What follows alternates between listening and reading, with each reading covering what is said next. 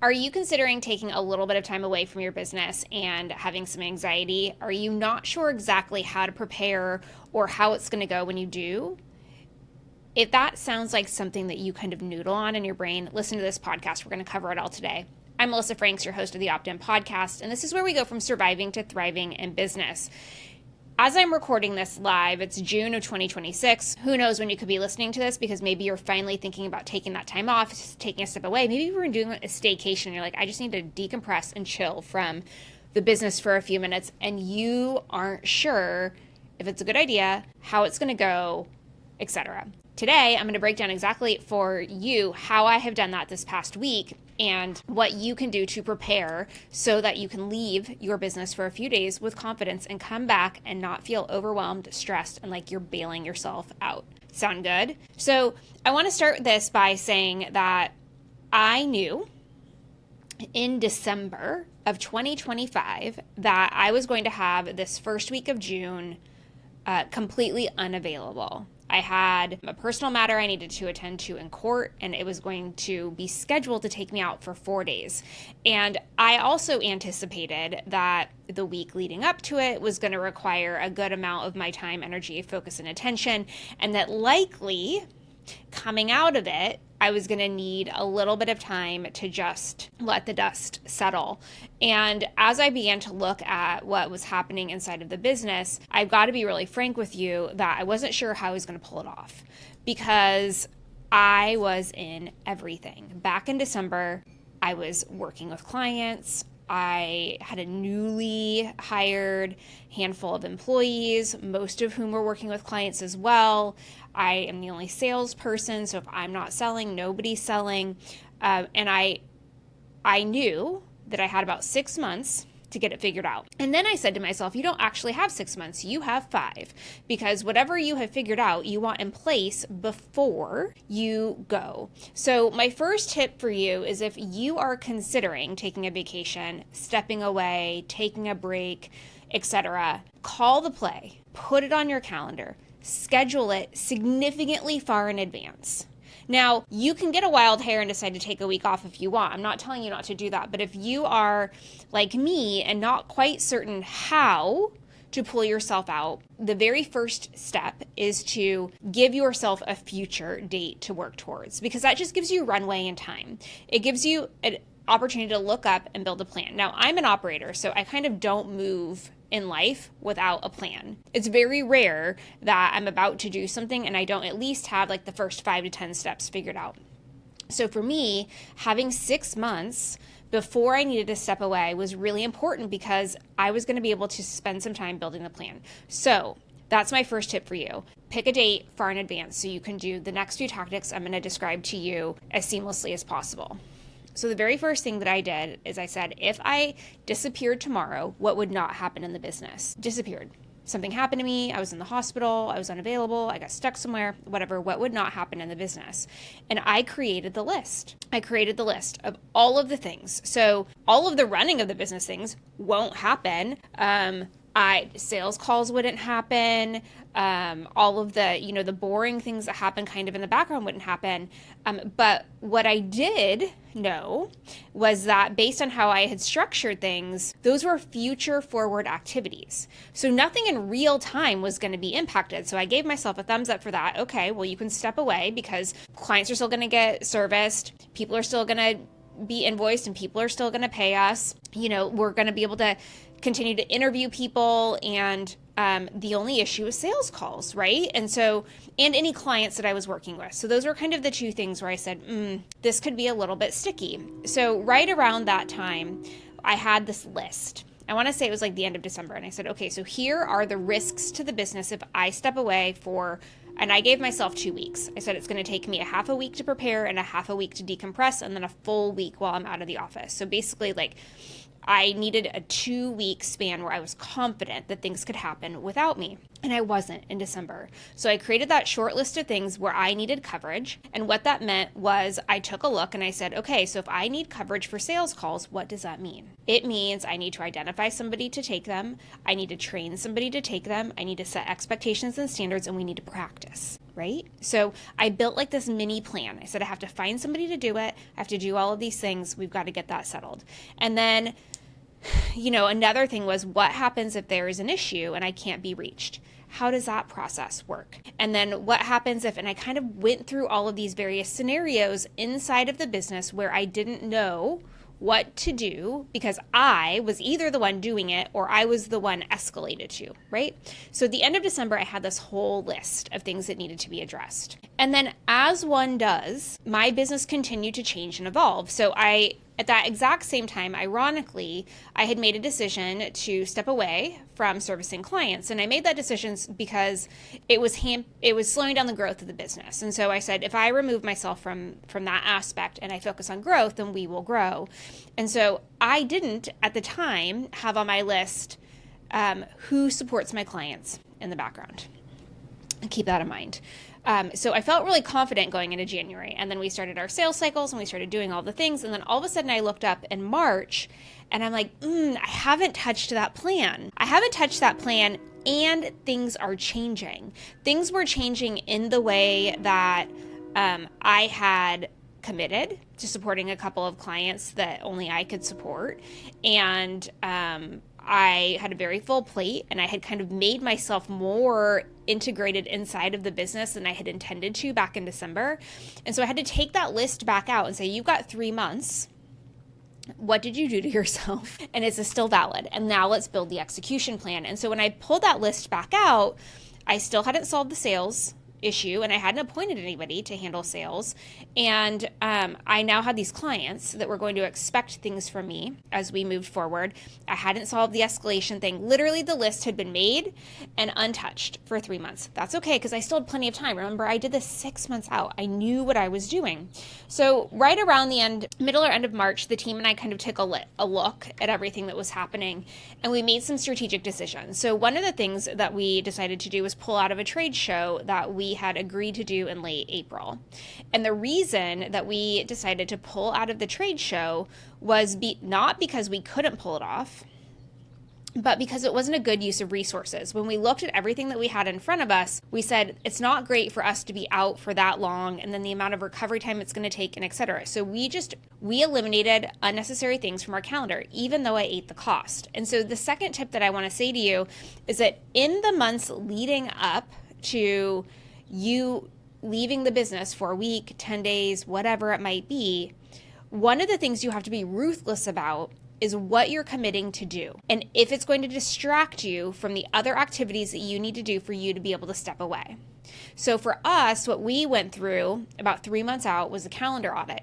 And we said, what doesn't need to happen? What do we not focus on? And so very candidly, here are the things that we pulled back on. We're in the middle of a website conversion.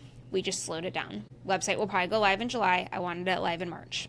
It's just going to slow down. We pulled back on public relations activities. So a year ago, I was on a bunch of podcasts and I was doing TV and I was constantly pitching articles, and I had a very active content machine that was happening. We pulled back on that and we said we don't have the capacity to do that right now because we need to prepare the business so that I can step away. We exited the trade show because it was a distraction. We weren't sure it was going to pay off. We weren't really sure what it was going to happen, and it was just a lot of noise that we didn't need. And we focused back on the core elements of the business. Do we have the right people to be able to support our clients? So we are still interviewing, we're still hiring. Are we taking sales calls and bringing the right clients into the business? Are we servicing our current clients as well as we should be? Are all of the operational things related to the business running, sending out invoices, getting paid, handling customer issues? Is all of that machine and mechanism going around and around in circles? And have we set ourselves up so that if I step away for a few days, the internal team can handle it? And that was really what we decided to get laser focused on in March. Now remember, I had this list of things that I was supposed to be handing off to other people so I could see how it works without me. So once we did that step 2, which was the calendar audit that we were very ruthless about, where are we spending time and energy? Do we need to do it? Is it a distraction from the mission? Is it going to create chaos 3 months from now? Then I pulled that list back out and I said, well, I need a short-term solution to these issues. And so we set about to do that. The very first thing is I identified somebody to take some sales calls for people that weren't our traditional qualifications. So they were people that typically we would give resources to and encourage them to come back when their business got bigger. And so we decided to start taking those calls so that we could train the team how to take the calls in my absence. Now, it doesn't solve the sales problem. We still need to hire a salesperson, which we're actively trying to do right now. But what it did do was provide relief. So it meant that we could continue to have calls scheduled. There could be a first touch. There could be some qualifications. There could be conversations. The business could continue to move forward in my absence. Now, it was unlikely that anything was going to get closed and signed and sealed and delivered and etc. But we were only losing 2 weeks. And our sales cycle takes 6 to 8 weeks. So it wasn't that big of a deal, but it meant that we didn't lose 2 weeks of momentum. And so we identified the person that was going to start taking those calls and then went through them. And they were able to get repetition and support and see, what do I need to do? What do I need to ask? What script should I follow? What should I not? How does this go? The bonus of that, actually, by getting them to do like a trial run while I was still here and could provide feedback and step in and all the things, is that they had a safety net. And for you can actually watch the practice run. You know how before a big F1 race, the drivers come in a few days early, and then with our entire pit crew and everything, they get on the track with their car, and then they do a bunch of practice laps, right? They want to see how the car handles the course.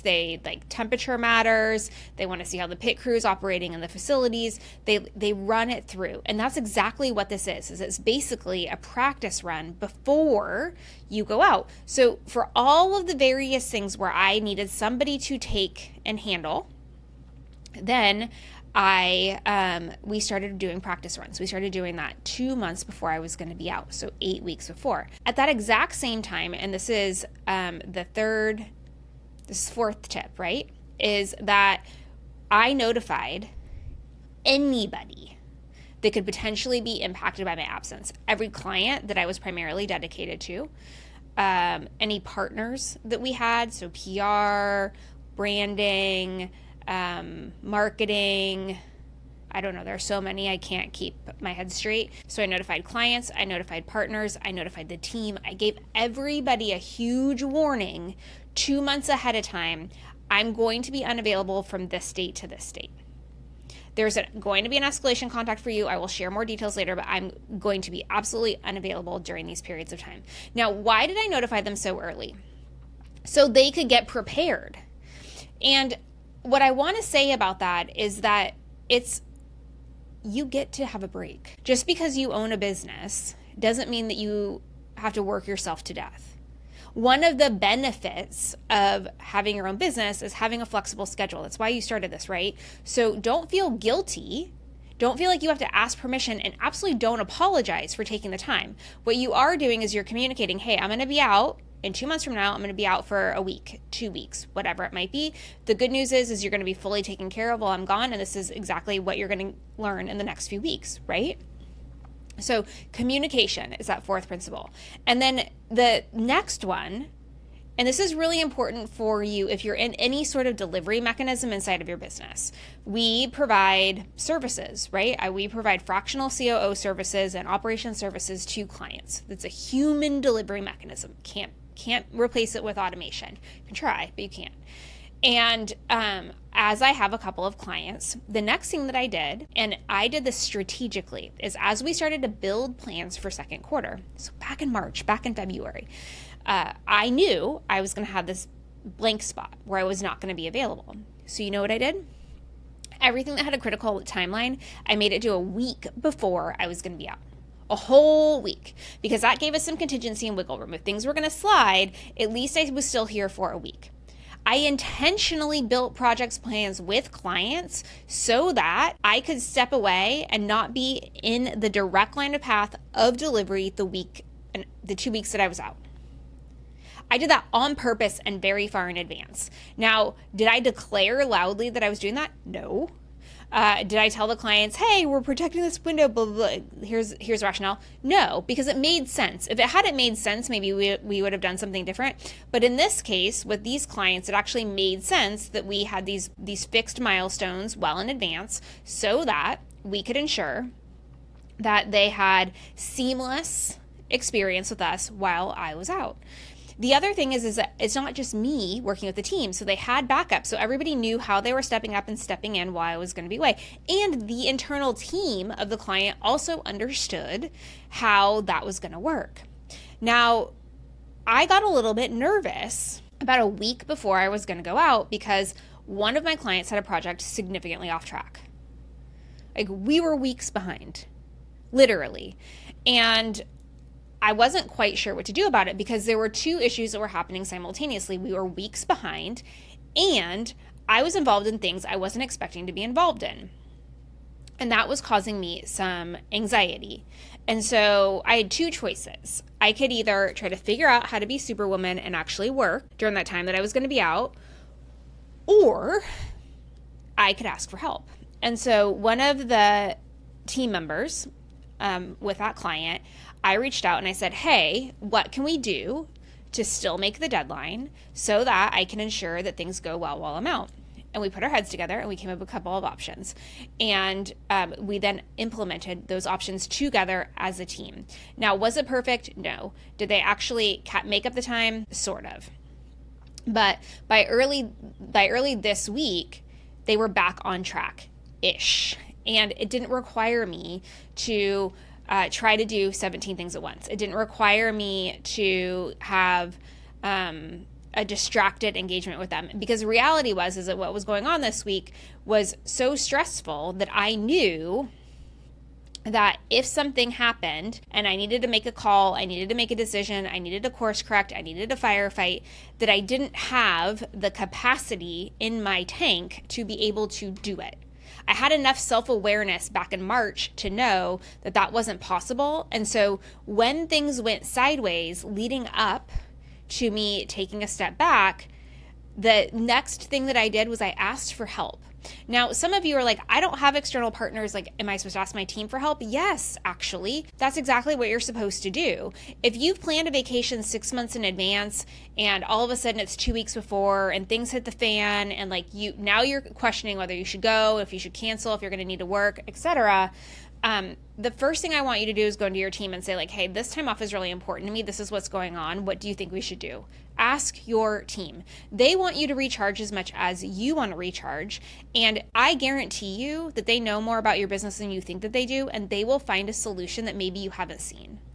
So ask for help before you cancel the vacation. And then once you do that, let them.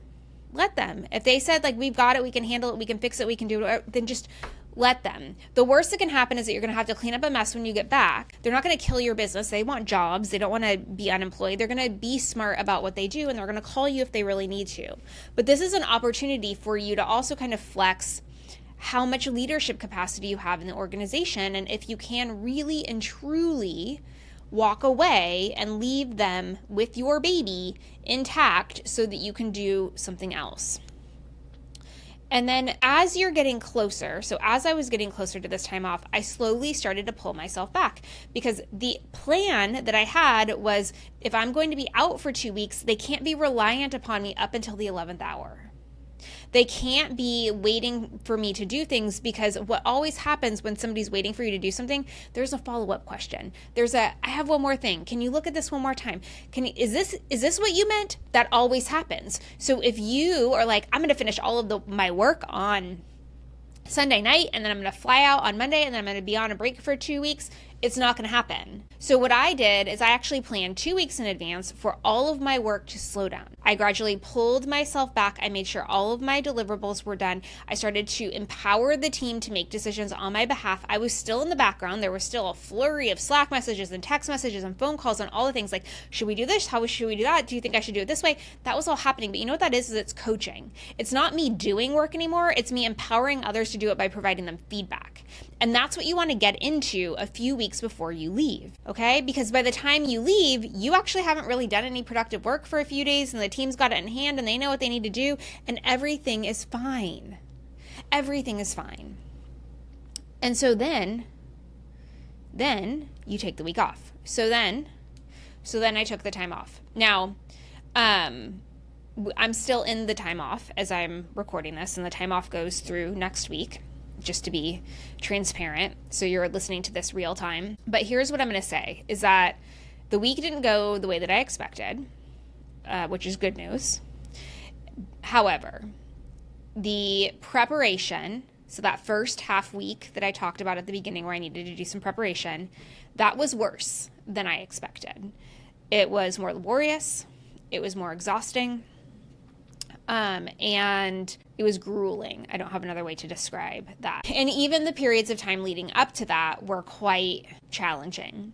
So by the time I hit Monday of this week, which was like the full week that I was going to be completely unavailable, I was brittle and tired and exhausted.